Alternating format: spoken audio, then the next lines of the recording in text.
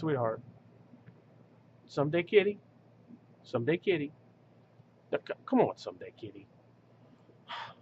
It's time to shoot a video. Come on. Goodness gracious. Trying to get some work done here. Come on now. Yes. You're very cute. Yes, you are. You are very cute. But for crying out loud. What? Ow. Yeah. Don't you do it. Don't you do it. Don't you knock that stack of books over. All right. Look, it's time to get going. Got it. Come on. It's time to move. Go on. I'm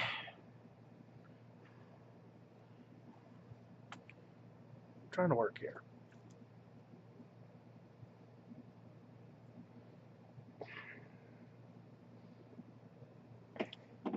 All right.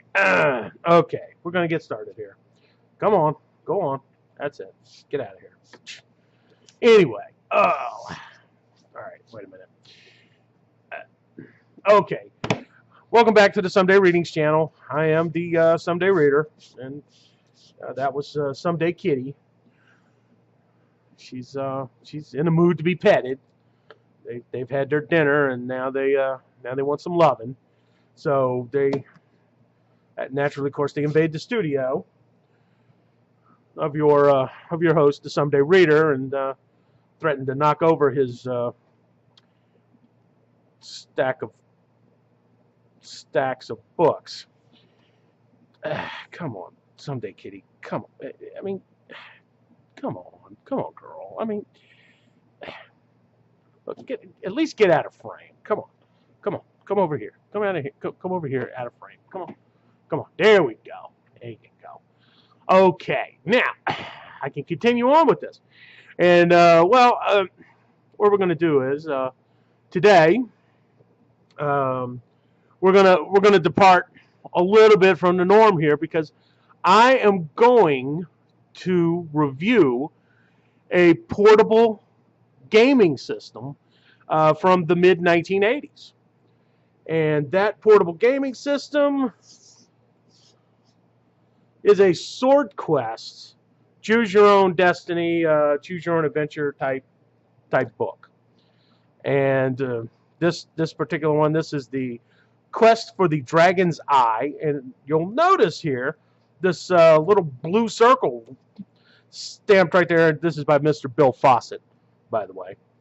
And you're gonna notice that this is compatible with the Advanced Dungeons and Dragons system from TSR Games. But if you look on the back, it says use of this trademark is not sanctioned by the holder. So this is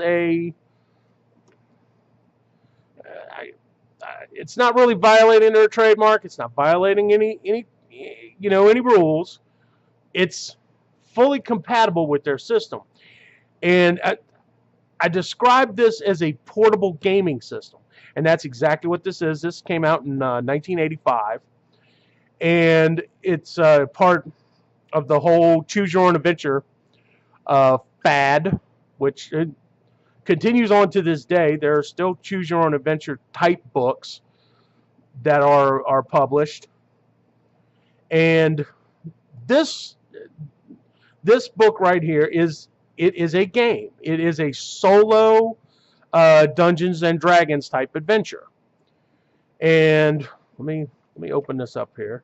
And this book is in a little bit of I mean, it's obviously been, it was well used by the previous owner. Now, as you can see, this it's got your maps in there, and it explains to you how this works. You play this with 3d6.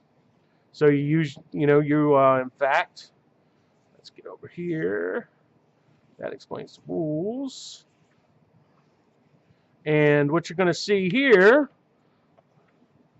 get that out of the way right there. If you can see that, that is a character sheet.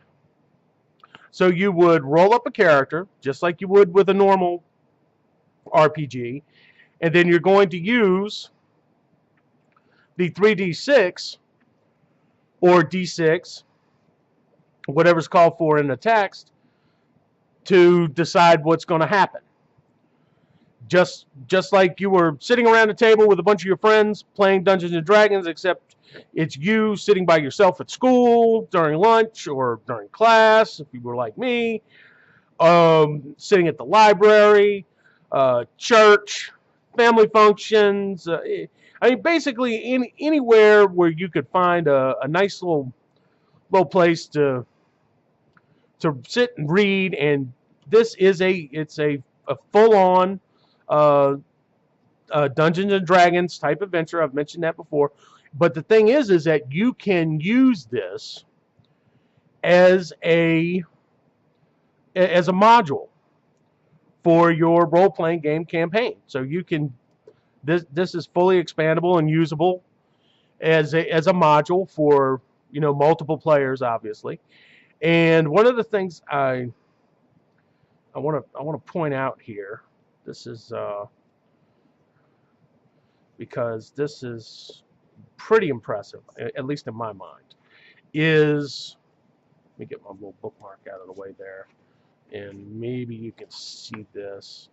I'm holding Someday Kitty, which is why I'm only using one hand. So as you can see, that's, I mean, these are some pretty snazzy illustrations that are in this book. I mean, the illustrations here are pretty impressive. You can see that. And let me get this over here. I mean that's some very good artwork.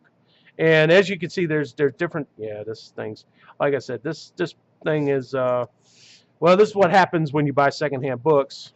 You know, it was hanging on only by a thread, but since it's just a reader copy for me, I'm just going to, you know, do the unthinkable, and I'm going to scotch tape this thing back together. But anyway, so moving right along,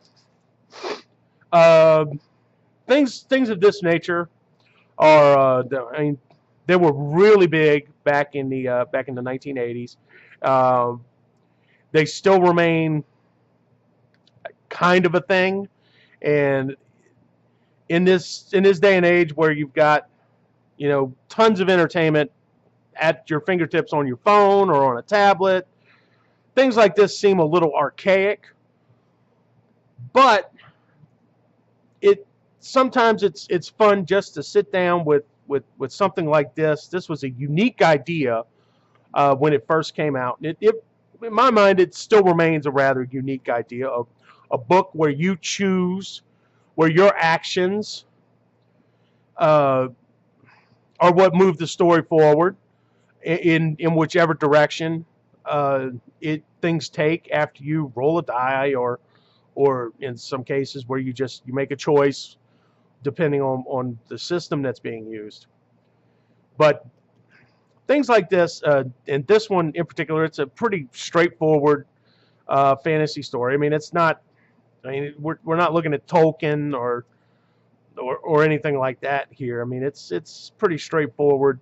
The king's been poisoned. You got to go get this thingy here, the dragon's eye, to cure him of his of the poisoning, and stuff like this. This one in particular is these two. There's the quest for the dragon's eye, and there's the quest for the unicorn's horn, and they're put out under the SwordQuest title here, and this is a recommend. This particular one right here is a recommend. I'm willing to bet that the quest for the unicorn's horn is going to be similar. I mean, it's not going to be a great story, but it'll be interesting enough to hold you. Um, I'll probably do some more of these in the future because there's a wide variety of these. I mean, there was the Choose Your Own Adventures, which obviously started the whole thing, and then there were I think Decide Your Fate or something along those lines, and and yes, this right here, things of this nature, especially from this series, these two right here, the way this is set up is very good. So I definitely recommend uh, the SwordQuest books if you run across them. Pick them up, and I mean, where they go in your stack, I'm going to leave that up to you. It depends on. I mean, this would be a fun way to spend an afternoon with with your kids. Basically, you could show them how it works and everything, and get them off of their tablets for a little bit, get them away from their phones, maybe get away from your tablet and your phone for a little bit, and just enjoy some good old school 1980s style portable gaming.